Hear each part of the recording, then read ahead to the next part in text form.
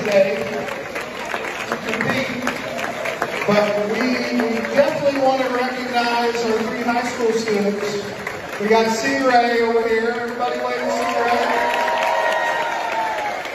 And Elena. And Isaiah. And they're going to be headed to Elgin as soon as we get out of here, right here in just a minute. But we're going to give them a little treatment, the Blair Oaks treatment today, and then we're going to form a